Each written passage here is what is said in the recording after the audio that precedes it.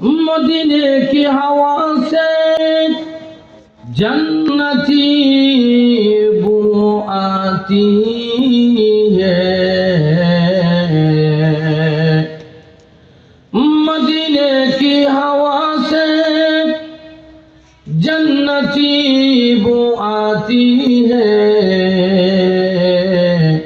खाके पाके मदीने में नूर जन्नत चमकती है। अल्लाहुम्मा सय्यिदना मौलाना मुहम्मद वाला आले सय्यिदना मौलाना ला इलाहा इल्लल्लाह ला इलाहा इल्लल्लाह ला इलाहा বহু দূরে মদিনা আমরা কেমনে যাব জানি না, বহু দূরে মদিনা আমরা কেমনে যাব জানি না।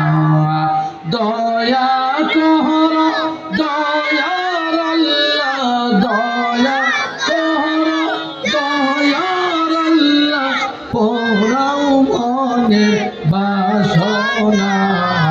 লা ইলাহা ইল্লাল্লাহ, জোরে লা ইলাহা ইল্লাল্লাহ, জোরে লা ইলাহা ইল্লাল্লাহ মুহাম্মাদুর রাসূলুল্লাহ সাল্লাল্লাহু আলাইহি ওয়াসাল্লাম।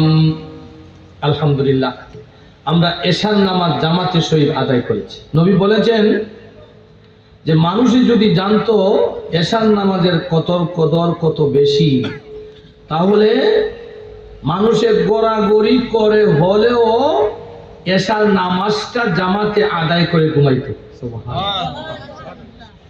মুসলিম এবং তিরমিজি শরীফের মধ্যে এই হাদিসটা এসেছে। রাসূল বলেন, বাশশিরুল মাশাইনা ফি যুলাফি ইলাল মাসজিদি বিন নূরি তাম ইয়াউমাল কিয়ামা আও কামা ক্বালা আলাইহিস সালাতু ওয়াসসালাম। নবী বলেন, হে আমার উম্মতের দল, যারা অন্ধকারের নামাজ পড়বে, বলেন এশার নামাজ কিসের নামাজ? অন্ধকারের নামাজ, ঠিক কি না?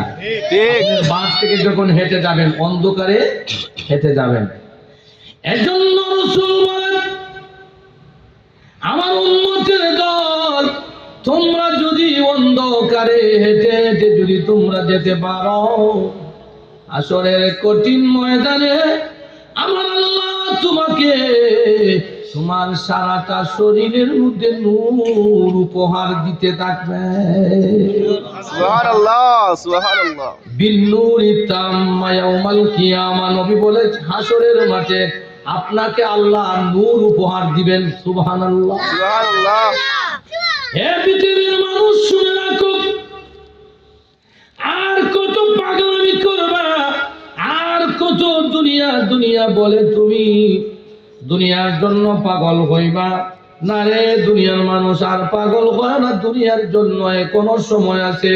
আল্লাহ বলেন, আলাম ইয়ানিল্লাযীনা আমানু আন তাখশা কুলুবুহুম লিযিকরিল্লাহ। এখন কি ইমানদার, সে কি এখনো কি চিন্তা করো না? সে কি কবরের কথা চিন্তা করে না? আমার দাড়ি সাদা হয়ে গেছে, আর কতদিন বাঁচবো? আমি বুড়া হয়ে গেছি, আর কতদিন বাঁচবো? সে কি চিন্তা করে না তার সমবয়সী ভাইয়েরা বিদায় হয়ে গেছে? সে কোন দিন এই পৃথিবীর মায়া ছেড়ে অন্ধকার কবরে চলে যেতে হবে। এই কথাটাই আমার আল্লাহ 27 নম্বর পারা সূরাতুল হাদিদে জানায়া দিয়েছেন, আন তাখশা কুলুবুহুম লিযিকরিল্লাহ। এখনো কি তোর মরণের কথা তোর ভয় হয় না? এখনো কি তোর কবরের কথা ভয় হয় না? এখনো কি তুই আল্লাহর জিকির করবে না? আল্লাহ বলেন, বান্দারে, তোকেই বলা হয় সবচাইতে বড় জ্ঞানী, যেই মানুষ দুনিয়াতে থাইকা কবরের সামান লইয়া কবরে গেছে। ও মানুষ, আর কতদিন এইভাবে চলবার জন্য কবি বলছেন, ওই যে দেখো ডাকিতেছে তোমায় কবরের মাটি। আল্লাহ নবী বলেন, সাহাবীরা রে, কবর তোমারে প্রতিদিন ডাকে আর বলে আমি হইলাম একাকী ঘর, আমার ঘরে আসলে বন্ধু একজন লই আইসো। সুবহানাল্লাহ বলে। কবর বলে আমি হলাম একাকী ঘর, আমার ঘরে যখন তুমি আসবা বন্ধু তুমি নিয়ে আইসো, সঙ্গে একজন লই আইসো। সাহাবীরা বলে হুজুর বন্ধু কোথায় পাবো? আমার ছেলে না হয় আমার বাবা, না হয় আমার স্ত্রী। নবী বলেন না গো, কবরের বন্ধু এরা নয়, কবরের বন্ধু হইল মহান রব্বুল আলামিনের কোরআন।